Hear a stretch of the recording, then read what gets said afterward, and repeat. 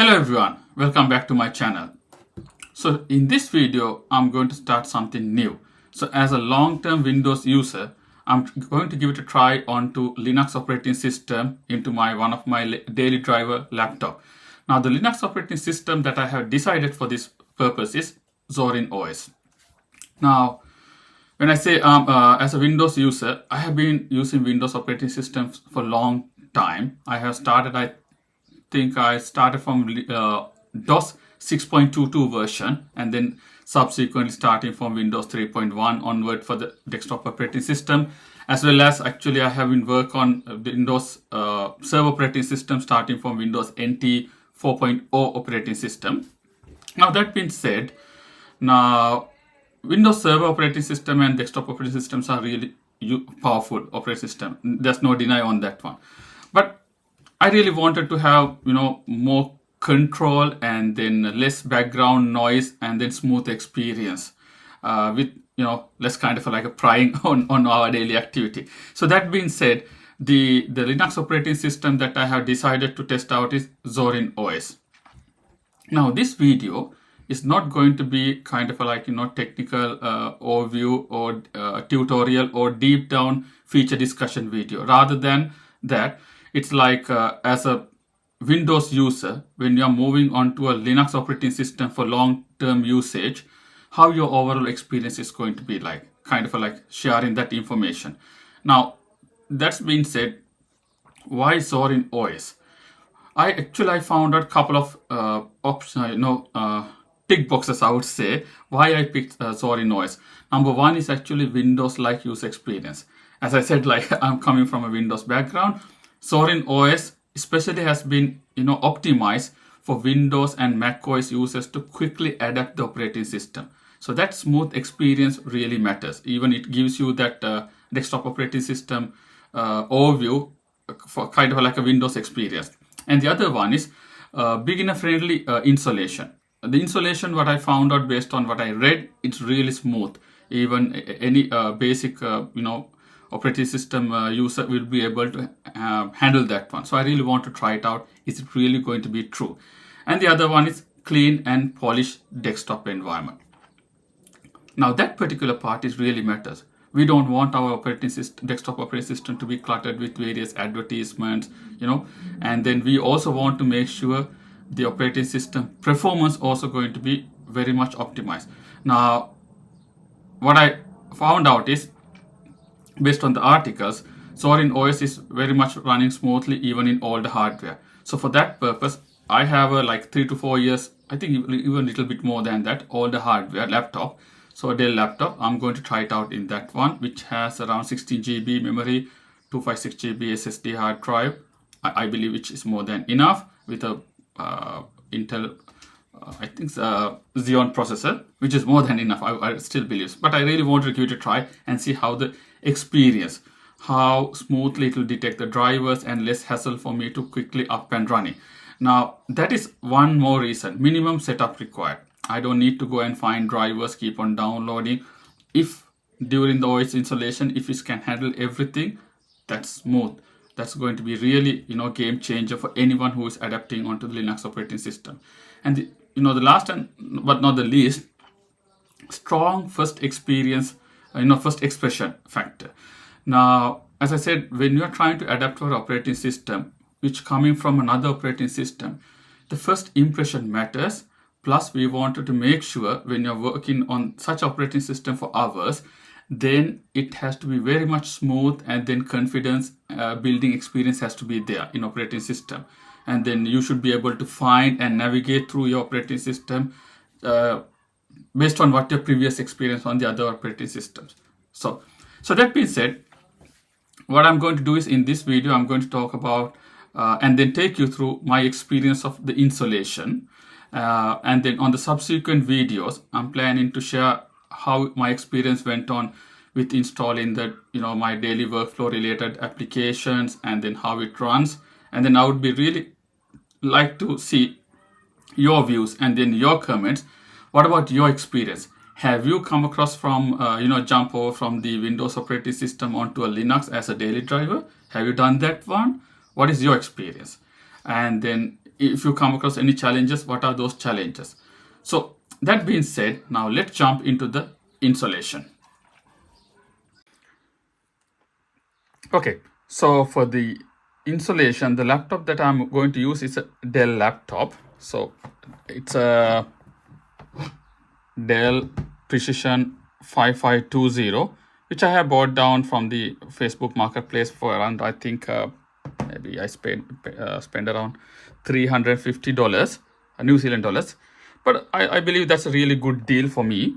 Now, that's been said, let me actually go ahead and open the laptop. Now, as you can see, it's not the cleanest laptop. Of course, there are some, it's very much sticker is there. I need to remove that one. I found out like that's really keep on giving me much trouble. Okay, so now what I did in advance, I went and ahead and download the Zorin OS into my USB thumb drive and then make it as bootable. So I'm going to try it out now. So I'm going to power it on and then keep on pressing F12 key, which is going to bring me to the boot menu. Okay, so I have to admit I have already installed once on Zorin OS into this machine, but I really want to go through the experience from the beginning. So I'm going to install and give it another try. So I'm going to go ahead with select the option called USB 3 flash drive. So this is the easiest way for any Linux operating system installation. Put that ISO into a thumb drive and then boot it from that one. So when you do that one, you have, two options all the time. One is run the operating system live using the thumb drive, or else install it to the machine. So I'm going to select the first option and then give it a little time until it boots up. So as you can see, it's starting up now. It might take few seconds until it loads everything onto the machine. As I mentioned earlier, like this laptop is a couple of years old one, and then it has 16 GB memory and then 256 GB SSD, more than enough on these days day-to-day work, unless you're planning to store a lot of files, heavy files I would say, or video files in your laptop, then the storage might be a problem. But these laptops, easily you can actually upgrade SSD drive or even add additional second SSD disk based on the model. But for my day-to-day operations, most of the time 256 GB is more than enough. Even in the Windows machines previously, I used to work like that, and then all the files are most of the time has been on my OneDrive, and then I have been heavily using what we call M365. So because of that, I never worried about having a large file hard drive. But being said that one, once I started actually recently this YouTube channel, I was heavily depending on my Mac Mini as my daily driver to hold the video files and everything. In there, I learned actually when you record in 4K, man, the storage actually keep on, it's kind of like a storage keep on flying up. Very quickly it goes. So now my second attempt is actually to go ahead and upgrade the SSD drive on my Mac Mini. So I have ordered already a 2 terabyte drive and waiting for that. Okay, so that being said, now we can see the option try Zorin OS and then install the Zorin OS. Now quickly you can see the background of the the wallpaper. It's kind of like a very much giving smooth, relaxed experience. That really matters. Now trying Zorin OS, if you're really still nervous, yes, you can go ahead and try that one, team. So everything will be running on your USB thumb drive, which is cool. But in my case, I'm trying to go ahead and install the Zorin OS. Now we have to select the default keyboard layout. I'm going to skip those things. It depends on your environment. You have to select the correct one. And then I'm going to go ahead and connect to my wireless access point. And for this one, you have to give me a little bit of time because I'm trying to hold the camera in one hand and keep on trying to type in. Okay, so as you can see, as soon as I type the password, it says it's preparing. I hope you can see clearly. It's preparing Ubuntu drivers. So that's really cool, I would say. And then while it's going on, I can go ahead and even say continue.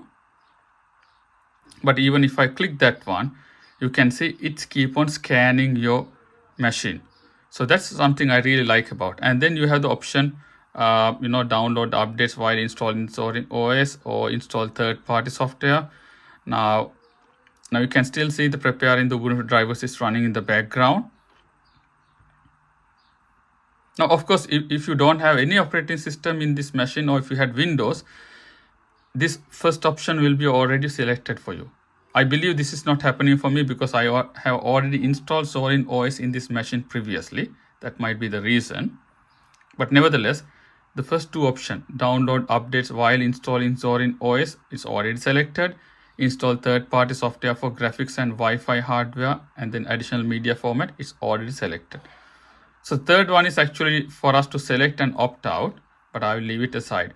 Now in here, I'm just going to go ahead and say erase the disk and install Zorin OS. Now, if you're coming from a Windows, then it will clearly highlight you whether you wanted to have a dual boot option, and then the second option is, hey, do you want to remove the Windows and everything and then go with the fresh Zorin OS installation?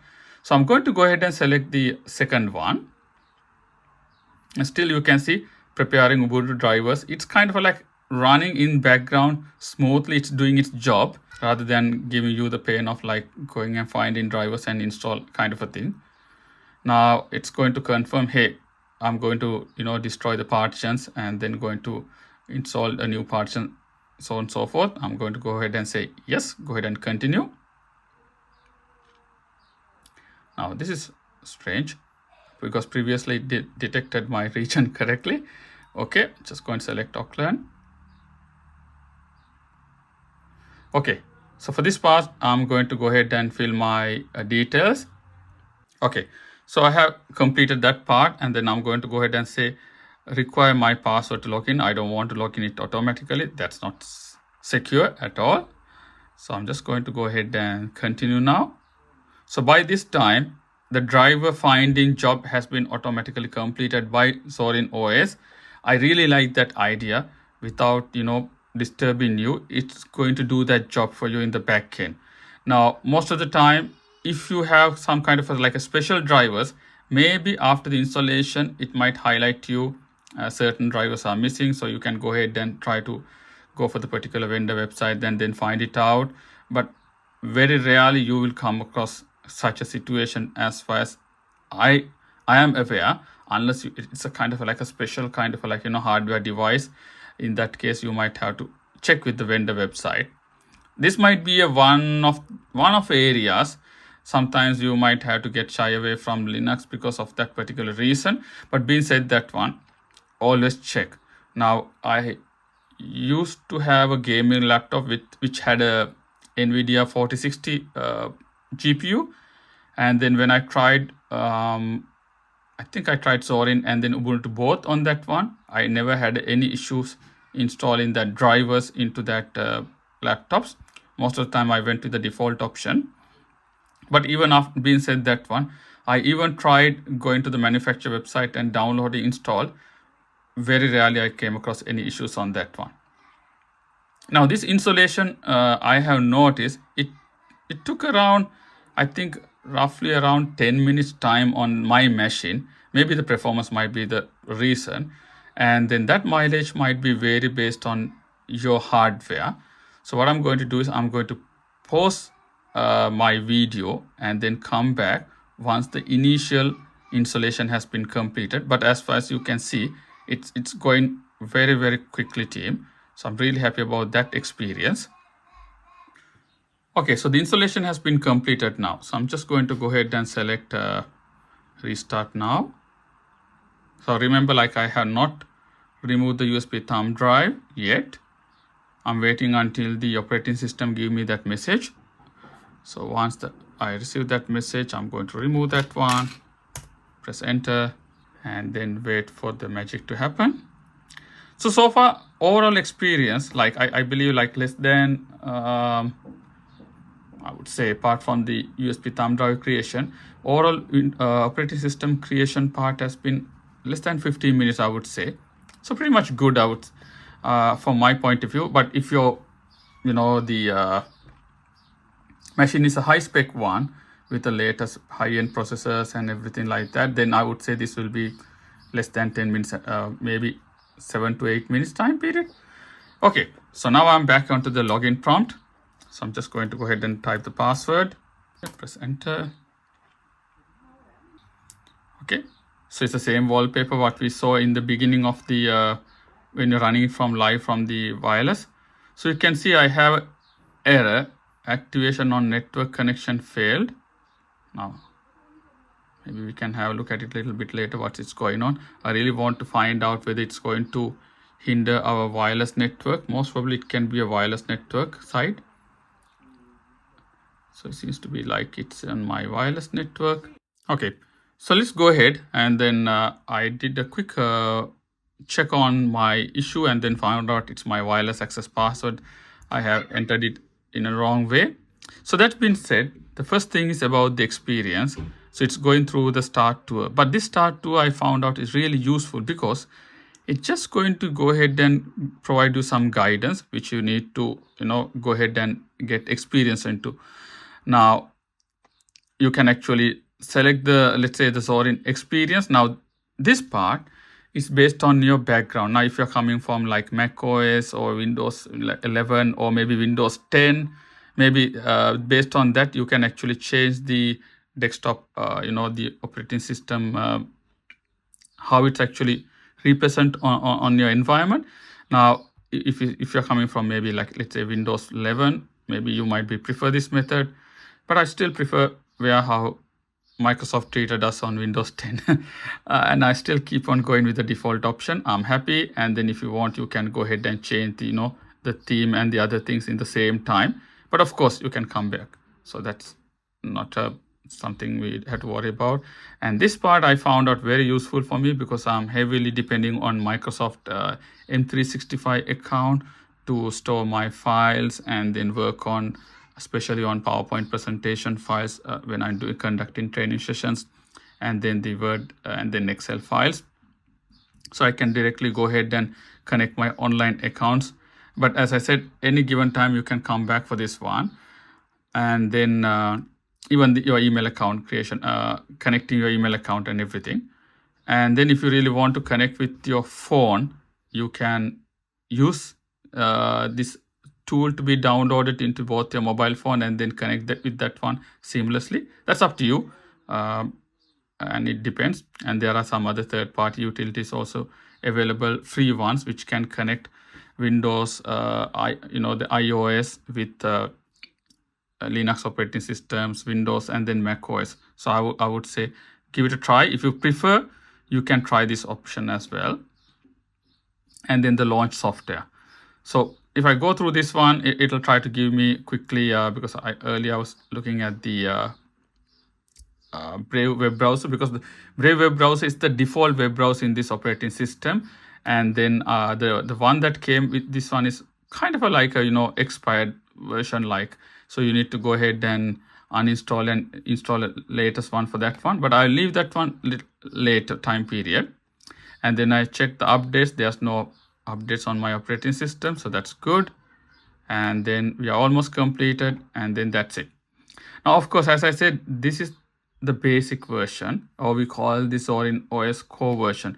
If you really wanted to go ahead and experience more desktop themes and then additional software, then you can go for the pro version. The pro version is where you have to pay, I think from roughly around 90 New Zealand dollars. But I found out really I wanted to go ahead and try with core to get the experience, and then whether to see if I can survive with the core version. Now, so that's the installation experience team. So far, it has been pretty much smooth. And then when I go out of the box, I can find they have the LibreOffice, which is pretty cool as well. But of course, since I'm still in the kind of let's say the Microsoft world, I would still prefer to stick with my M365 account and work on that one. But apart from that, all the other utilities are there. So the Brave web browser, as I said, this is the default one. They used to have Firefox. For some reason, they removed Firefox, but I'm not sure why. If you know exactly, feel free to put that one in the comment why Zorin OS removed Firefox. But that being said, no one is preventing you installing Firefox, or even if you are very much familiar and then comfortable with Google Chrome, you can install that one as well.